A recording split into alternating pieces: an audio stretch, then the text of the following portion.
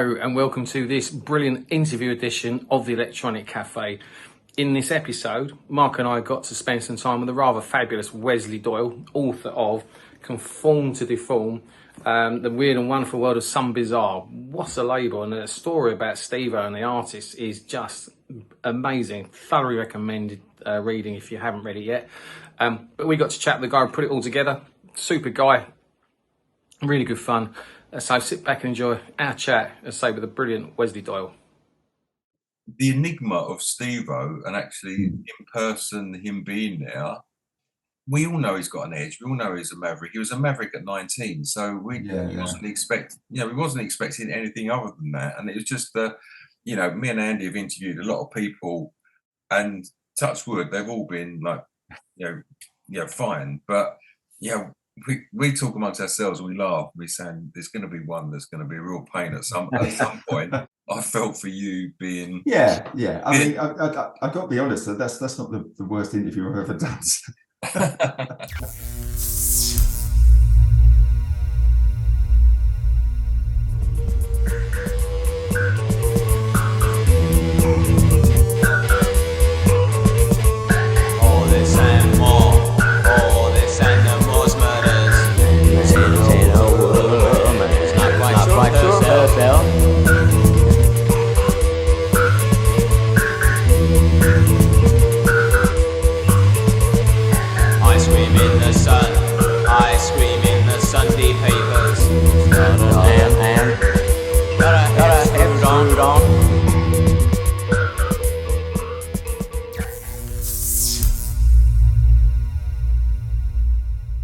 Hey everyone, so this is another fantastic interview edition of the Electronic Cafe, and today we are joined by the fantastic author Wesley Doyle, who's recently published Conform to Deform, The Wonderful World of Some Bizzare. Wesley, welcome to the Electronic Cafe, my friend. It's so good to have you here. Hello, thank you for having me. Mate, this is, what a book. I mean, I know we met at the Rough Trade Night, but, when you were putting this together, I mean, because it reads, what I loved about it is it's like a round coffee table discussion with all the people that were involved in Stevo's life. I mean, Marc Almond, Matt Johnson, Rusty Egan. Just tell us the process of putting this together, because it's a fantastic read. Right. Okay. So, I mean, I had an idea to write about Some Bizzare for quite a long time. Yeah. I can really understand why nobody had written a book about them, about the label before. Right. So, I mean, I found out why, but I mean, it was a case of initially what I did. I wrote a feature for Record Collector a couple of years ago, and I used that as part of a pitch to go to some publishers, see if there's any interest. And I had two publishers come straight back, and I like within probably a couple of months of sending out the pitches, I had a deal, and it was all good to go. So I mean, it was obviously a story that people wanted to read, and it was just a case of like tracking down the people, convincing them to talk. I mean, the oral history format, I mean, initially it was like a third-person narrative, mainly because I didn't think that everyone would talk. I didn't think Marc Almond would talk. I didn't think people from Neubauten would talk because of the legal wrangles that go on with Stevo. But as the interviews started coming through, I realised that, people were quite happy to talk about that time. And a lot of people, that enough time had passed and they had their own revenue streams and everything that they could look back on it with, not rose-tinted spectacles, but, look back and see how important it was to their careers. So, at some point I did write a couple of chapters in a third person narrative. But as I started talking to more and more people, the voices and the characters were so strong. I thought, you know what, I'm just going to take myself out of the equation and just present it in their own words. And I mean, a few people have said, like contributors have said, they've read it and it's like they've all got together and had a chat, and I was really happy with that because that's what I wanted to try and get across. I mean, obviously talking to you earlier, you're like Marc and I, you just love music. You've got a real knowledge of it. Was this the Some Bizzare thing you're kind of awakening to that kind of sound, or was there anything previous to that that kind of got you into the way you are now? Yeah, the way I am now. And I mean as a compliment, by the way. Twisted. I mean, I'm 54, so like first single I bought was Cars. That's, you know, obviously that's the one I tell people was the first single I bought. Obviously there were probably a few Wombles, you know, like, and Gary Newman was like, he was my big sort of pop star. And then as I sort of came into the 80s, obviously Adamant, Toya, Ultravox, Bizzare, Tears for Fears. And Soft Cell, and I really love Soft Cell. I wasn't that keen on Tainted Love, funny enough. It was kind of Bedsitter that was the one that really, and that video just captured like my imagination. You know, I was aware of, you know, I was really into music and one of those sort of weird kids who spent with their paper round money on sort of singles and stuff. But it was some Bizzare that kind of took me on a journey. I can't believe I used that word. That sort of took me on a path to, you know, really expand my musical horizons, you know, to sort of, you know, because obviously you had Soft Cell, which was the pop band, and then like and then Cabaret Voltaire, a little bit edgier, Psychic TV, edgier still, Foetus, Swans, and then all of a sudden you're in this arena where you're listening to things like Coil and, you know, sort of Einstürzen and Neubauten, and that really opened up to me what pop music could be. You know, it wasn't just about singing like verse chorus, like Baby I Love You kind of songs, you know. The guy from Dusseldorf hitting a radiator half filled with water with a stick could be as poppy as, you know, sort of something that was in the top 10. Look, she's here again. The girl with the patent leather face tears pictures out of magazines, looks longingly at makeup ads and glossy spreads of beauty queens. The girl with the patent leather face sits in a darkened bedsit gloom. She chains her door, squats on the floor, lets no one. The Some Bizzare album, it came out in 1981, and I remember I was 15 at the time, and it was on the back of you know, the early Adam and the Ants, the Jam, and it's kind of like that sort of era. And I don't want to use the same phrase as you. I would never say "set me on a journey," but it led me down a path. It led me down a path. But you know, that album had unsigned artists like the Blancmange, Soft Cell, Depeche Mode, B Movie, all, you know, Naked Lunch. You know, it had a load of artists on there, which kind of like triggered something in my mind. I mean, me and Andy went on to, you know, be in bands for the next 20 years together, you know, fundamentally leaning towards electronic music. So for me, that album, as a 15-year-old, captured the zeitgeist. And like you say, I mean, I'm surprised that no one has really picked up on the Some Bizzare label before, because along with Creation, Mute, Factory, it's probably one of the greatest independent record labels. Yeah, I mean, I think a lot of that has to do with how Stevo did business. I think you know, it's like interestingly, when I was writing the book, I couldn't get anybody from any of the record labels, UK labels that he dealt with. None of them would go on record. I mean, I did speak to a couple of people, but then they kind of withdrew their contribution.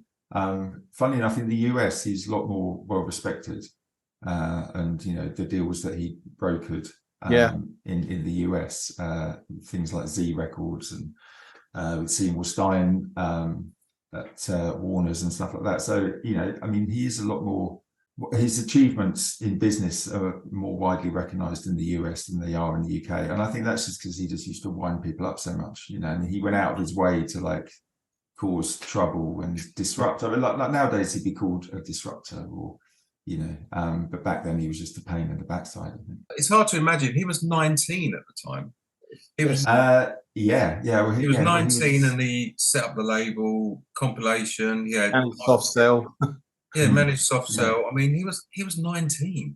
Yeah, but he's managing Matt as well. So he was and B Movie. So of course. Cool. And Matt Johnson. Yeah, I mean, it seems incredible, but I think obviously the music industry, first of all, it was an industry back then, and it was, you know, and there was a lot more opportunities for people like him to come in and make an impact. I think, you know, that kind of late 70s period, there wasn't really much going on, and I think the labels felt that the major labels have felt that they're on the back foot with punk a little bit. So when these moments of a new form of music was coming in. I think, you know, they wanted to get in there, and you know, a lot of the bands are quite happy to go to the major labels and change slightly what they did for a broader acceptance. But I don't think Stevo really did that. I mean, he was almost like, I mean, like Mal from the Cab said, you know, he was like a prophylactic between the bands and the major labels. You know, he protected them from the more commercial demands that major labels had, which meant they could carry on doing what they wanted to do. So yeah, I think but yeah, that compilation is kind of, I mean, if somebody these days went out and found, you know, the 5 or 6 bands that went on to become some of the biggest bands of the 80s and beyond, they'd be set up for life. You know? God, yeah. A lot of clothes, so she doesn't care. And when she goes out, she can choose what to wear.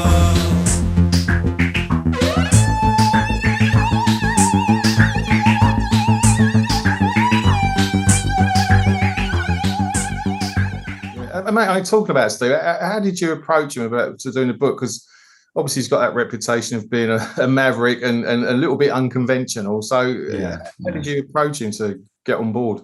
Well, I approached him for the record collector piece, and he just didn't come back to me. I mean, you know, he's quite active on social media, and I had an email address for him, and then eventually I got a phone number for him.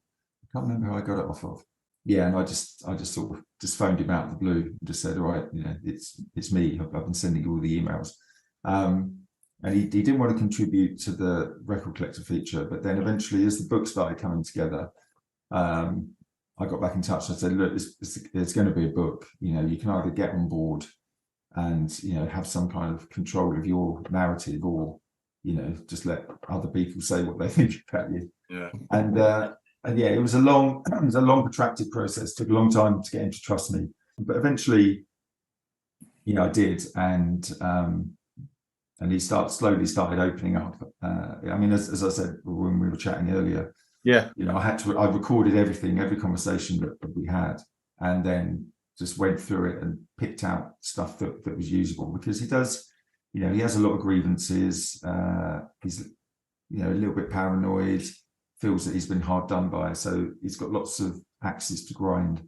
And the best thing to do would be just to let him go through that, get it out of the way, and then he was more able to talk about things in a more positive light.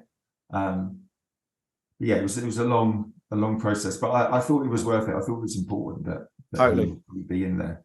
But even then, I said to Mark when we were watching you interviewing him, he was very funny. He's still got an edge about him, hasn't he? And I mean that. Oh yeah, for sure. Yeah, you can see it. Yeah, I wouldn't like to get on the wrong side of him. No, I mean, I mean, I think he kind of tested me quite a lot when, you know, like we had a meeting first time I met him in person, and he's just like he's was it Steve Hovington from B Movie? He said he's like the blokes that guys from up north wake up in the middle of the night worrying about, you know. He's proper. He's as wide as he is tall, and it's kind of like, I wouldn't want to wrestle with him, put it that way. God, no, not at all. The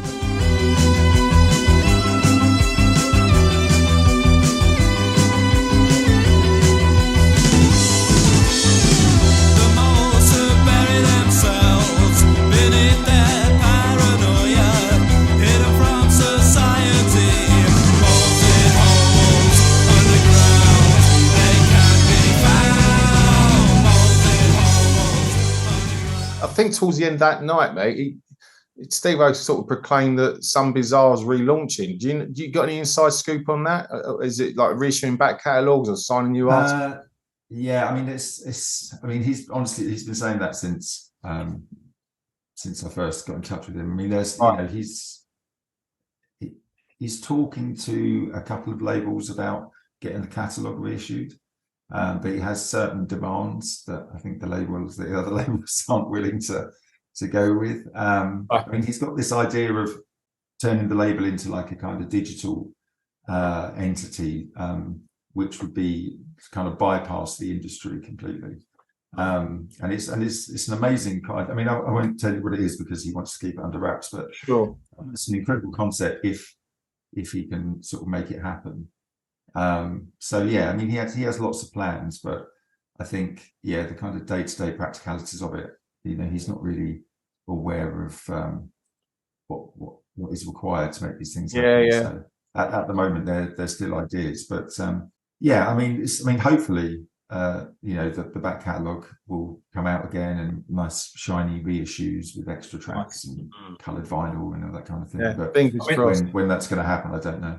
I mean, the Some Bizzare label has such a legacy. I mean, your book, captures the many layers that that the label had. I mean, I guess when you set out, was there layers and layers? You was uncovering more and more as the stories developed. Or I mean, you know, it's quite a sizable book, and yeah, fantastic because of it. To be honest, if the publisher hadn't gone like, okay, it's done, I probably would still be writing it now.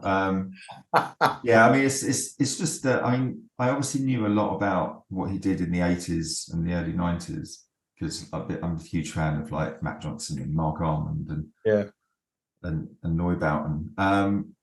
But I wasn't really sure what happened afterwards. So, and again, I wasn't really sure what happened, you know, how Some Bizzare was formed. And I was very surprised to find that the guys from Dead Good Records up in Nottingham were really, you know, had a big part to play in setting up Some Bizzare initially. So he didn't really do it on his own as such. So that was a surprise. But yeah, sort of like digging through and finding what happened after, you know, basically after Marc left, and you know what happened after that. I mean, that was, yeah, I just kept talking to more and more people, and people kept coming out the woodwork, and in the end, I really had to sort of limit how many people I spoke to in that final period. Not because it wasn't interesting, but I think a lot of people wouldn't have been as interested in that time. But most people have said to me, you know, that the end part of the book, the bit which they thought they wouldn't be so interested in, you know, they were very surprised at how engaging that is, because of, you know, that's when, you know, if you thought he was off the chart in the 80s, it's like in the 90s, that's when the real madness happened.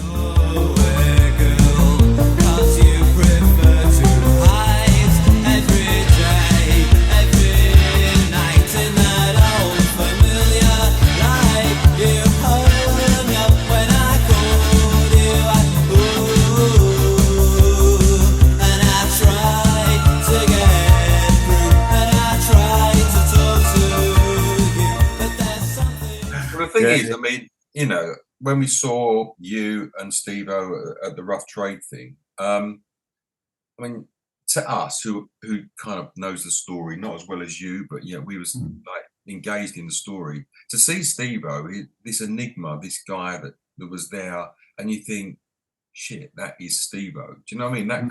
That kind of thing. And then you've got the initial success. You've got the Some Bizzare compilation. You've got, you know, the success of, you know, Soft Cell and what happened there. But then the mid-80s onwards, and then the New York and the ecstasy and the drugs and the parties and the stuff, which invariably music comes with success. There is that kind of element of it. It's really interesting to document that and have that into a context within the book and to tell the story. So it's really fascinating. Yeah. I mean, I think it's, you know, like the danger of doing like an oral history is it's nothing really gets contextualized. But I think, you know, because there's this kind of Rashomon effect, like you've got people saying different things, you know, and the truth kind of sits somewhere in the middle. So I think it was good to let the people talk about those times in their own voices, and all the other names that come in, like, you know, like Madonna, and, you know, all these other people, pop stars who are hanging around, Julian Cope, and, you know, they kind of fly in through people's recollections. So it's not just me sort of saying, oh, and of course this was happening. It's like, oh yeah, do you remember when like Jim Foetus was on Top of the Pops with orange juice? You know, and it just seems like, you know, just a completely ridiculous thing to happen, but it happened. You know, you can watch it online, and it's like, you know, and I think, I mean, that I did use sort of liberally use quotes from the music press at the time, and I didn't sort of change them when I felt that, okay, we need a bit of context here, not just with how events panned out, but also to give, I mean, the kind of, for example, the homophobia that Marc Almond came up against, which was, it was horrific, and it wasn't just from The Sun and places like that. There was little digs in the NME and Melody Maker about his sexuality really early on.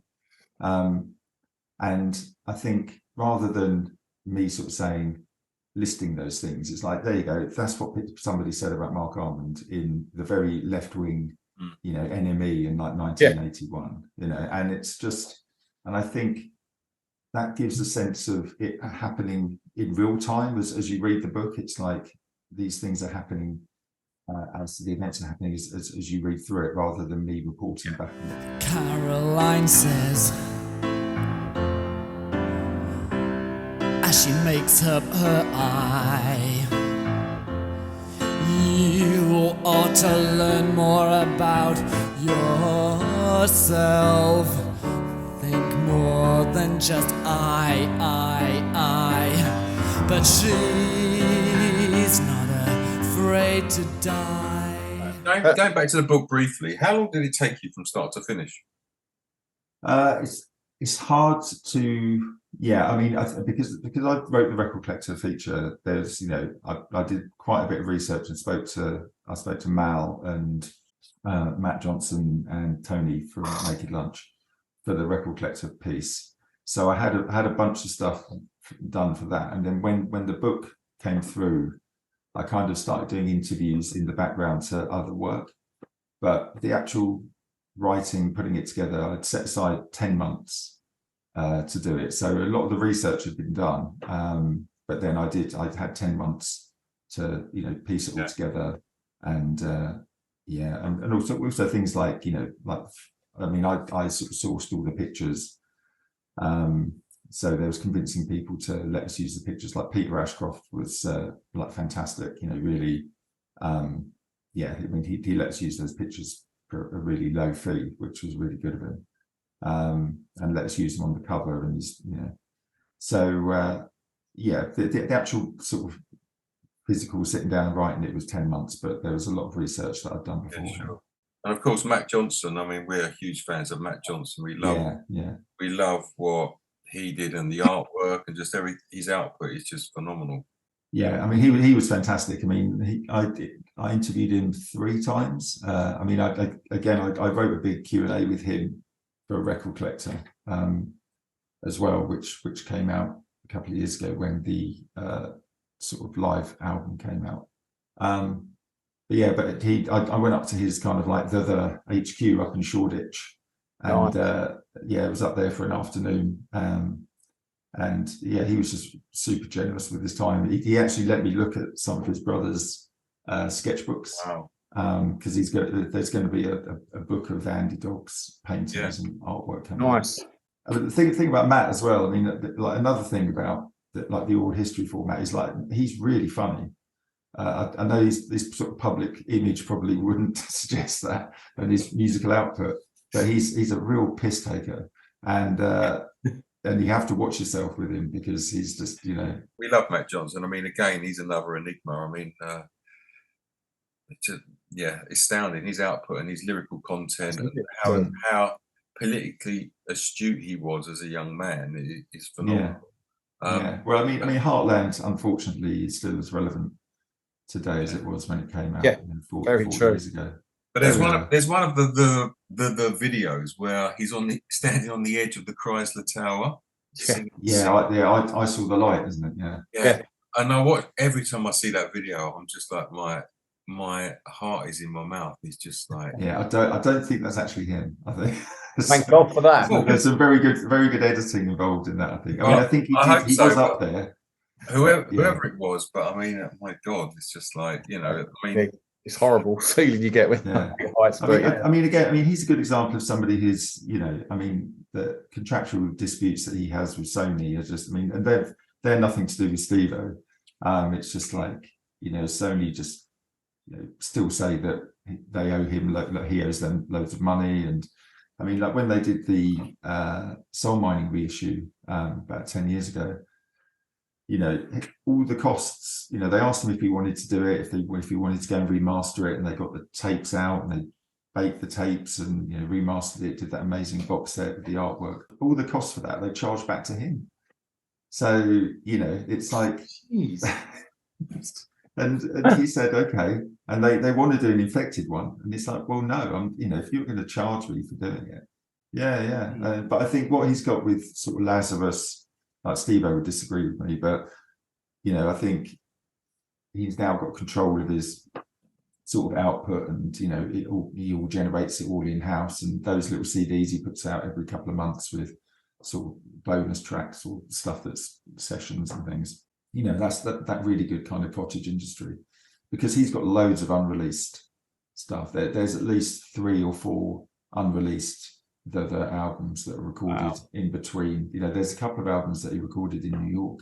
Naked Self is the only one that came out, but there's Gunsluts, and I think Beneath 4th and Broadway is the other album. So there's tons of stuff, and if you're putting it out through Lazarus every couple of months on those CDs, there should be a really good time to be a Verve fan. All the money in the world couldn't buy back those days.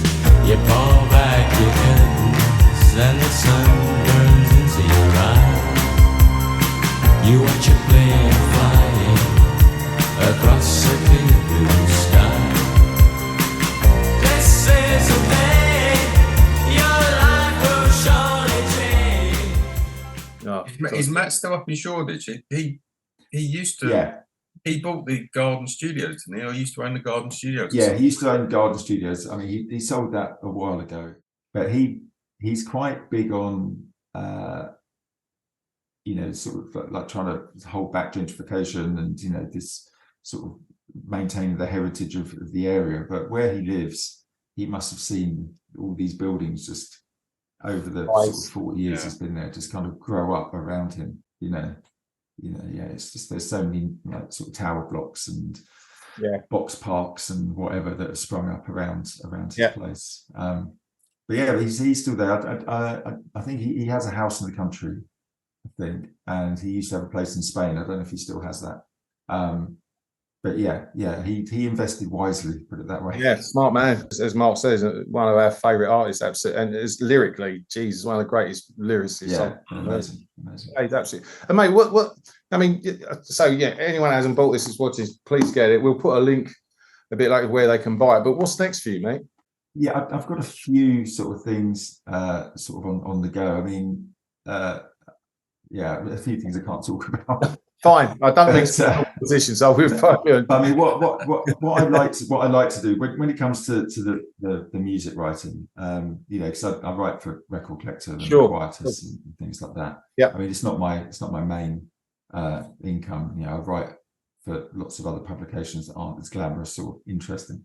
But I like to try and find these little sort of gaps in the history, because there's like we're at a stage now where there are these, the history of music is being rewritten all the time, and particularly with the 80s and now the 90s, there's these received wisdoms that just aren't true. I think it's the same. Well, it's the same thing. 80s is this happens, then Live Ed happens, then this happens, and it's just there are loads of little gaps in that story that are never really talked about. So one thing I'm looking at is a kind of sort of history of like Britpop, but not the way that people think of it. I mean, like looking how it started, or this kind of rise of sort of British pop music started in the late 80s with labels like Acid Jazz and bands like Boys Wonder and 530 that don't really get the credit, and then how that developed through clubs like Blow Up and Smashing, rather than this idea of Blur versus Oasis and and Suede being knocking around. So that's something I'm sort of thinking about, probably in the same sort of format as the Some Bizzare book, so like an oral history and talking to all these little bands that have been forgotten and sort of club owners that don't really get the recognition they deserve.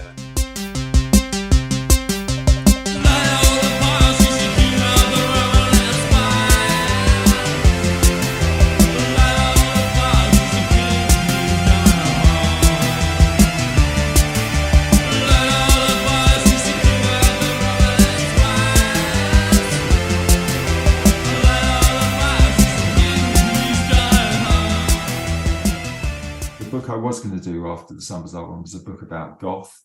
But this year seems to be the year of the goth book. Goth books, yeah, there's a lot. There's about four of them out there now. So John Robb's just released one, hasn't he? Yeah, there's John Robb, Kathy Unsworth. I did an event with Kathy in Brighton a month or so ago. So she's got a book out. Wayne Huss's second volume of memoirs is out, and Lol Tolhurst has got a book on goth coming out later in the year. So great time to be a goth, you know.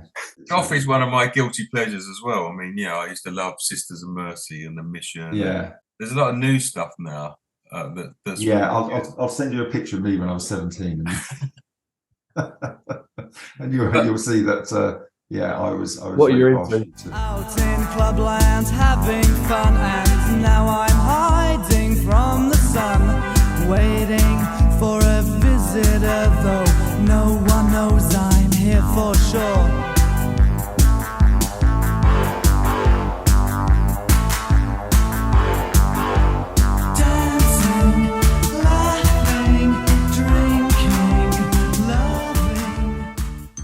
But the Britpop one sounds good because obviously, you touched on the acid jazz label there. We spoke to a certain Ratio a few weeks ago, and they was on acid jazz for a while.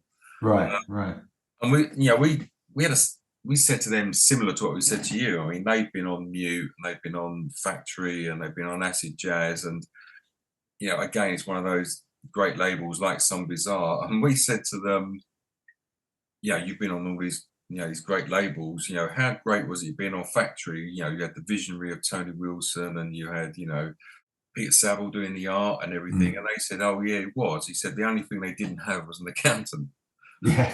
So I think the same thing applies to all these kind of like really influential labels that have got this amazing legacy. Unfortunately, they didn't have all the bits in place for it to be. Yeah. Apart from Mute, Mute's probably the one that's gone on to. Yeah, I think Daniel, was kind of, as much as people like to use the word sort of maverick or whatever, I think like Daniel has always been quite savvy, and also and he sold it at the right time as well. Getting like obviously kind of like visionary. Doesn't necessarily go with accountancy, I think. No. That's the best way of looking at it. But but I think Stevo at one time was like rolling high. He was like going to and from New York, and had all these amazing properties and had access to sort of a lifestyle that a lot of people never get to experience. Again, specifically in the 90s, he was. When he was with Cleo Rockus, he was living in, sort of central London, and Sun Bazaar had offices on Bond Street, and spending money on fine tailoring and champagne fountains. But unfortunately, at some point in the 90s, what Sun Bazaar was selling wasn't reflected in the money that they were spending. Yeah, I got it. Why do you think that was? Why do you think that his eye and ear for signing bands waned a little? Or do you just think that the audience moved on, or? That's a good question. I think, from the people I've spoken to, there was an element of trying to support the lifestyle or the image of the label. So it wasn't enough that he could find a band and put it out.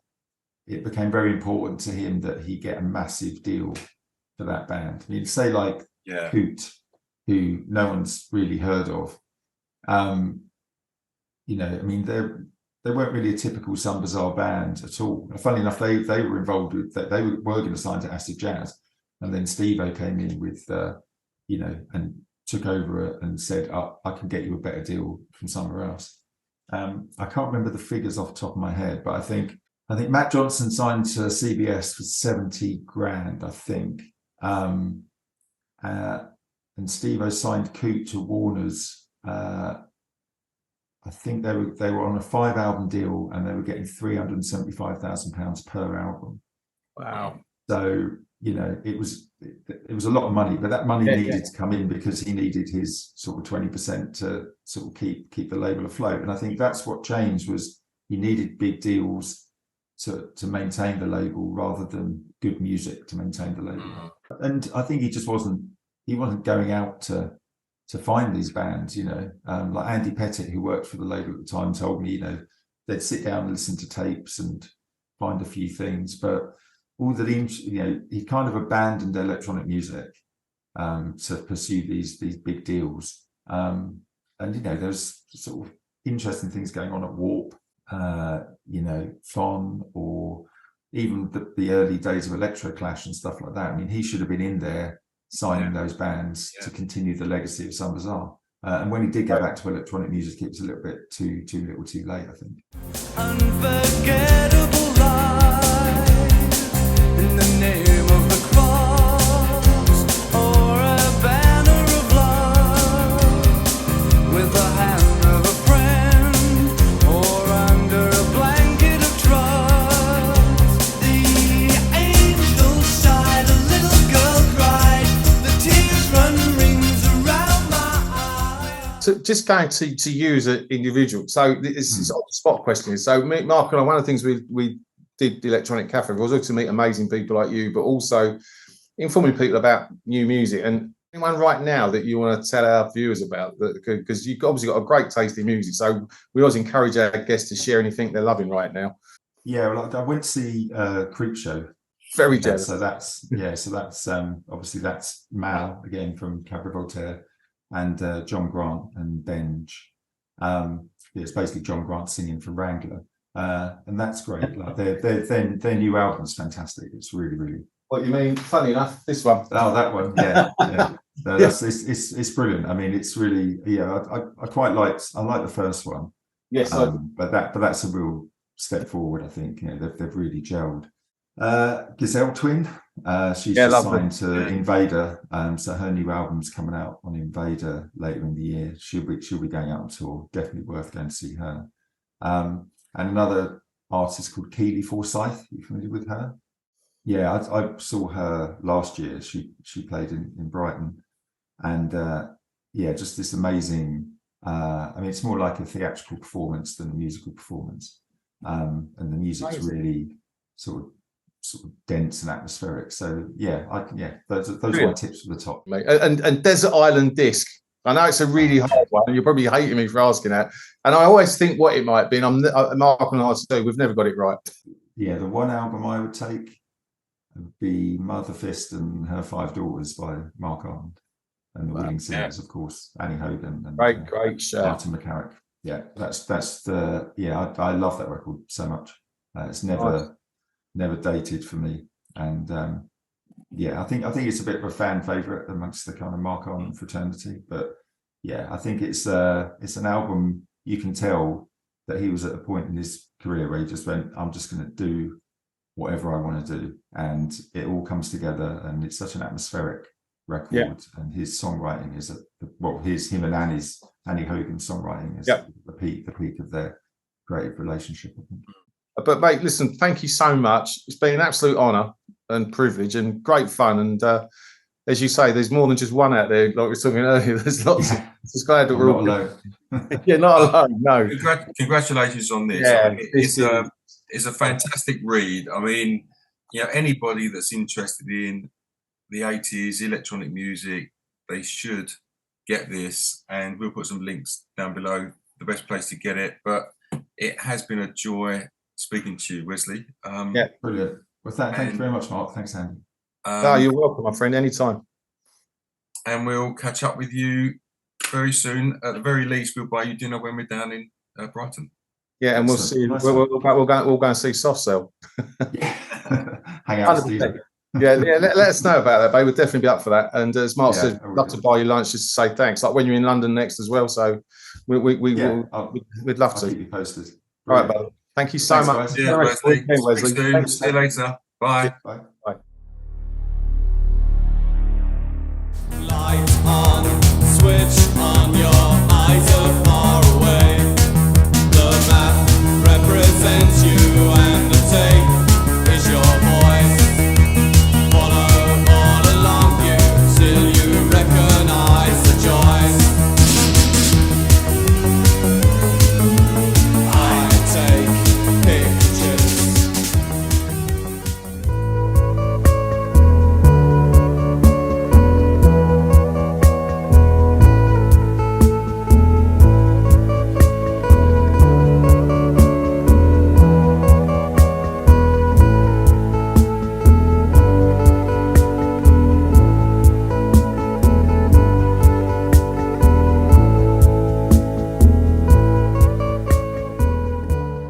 So that's it for another episode of the Electronic Cafe. We hope you enjoyed our chat with Wesley Doyle. Wesley, thank you for coming on the show, my friend. It was an absolute joy to talk to you. So if you guys haven't bought that book yet, or this book, get your hands on it. It is an absolute must read. Talking about must reads, if you haven't subscribed to Blitz magazine from our friends over at Silverback Publishing, you really should. It's the best magazine out there for people like us. And if you haven't subscribed to our channel, what are you waiting for? We're doing some great stuff. We've got some more great stuff coming. So we'll all see you soon next time on the Electronic Cafe. Take care, stay safe. Bye-bye for now. Thank you for watching the Electronic Cafe. If you haven't subscribed, please do so, and we'll see you again soon. Bye-bye.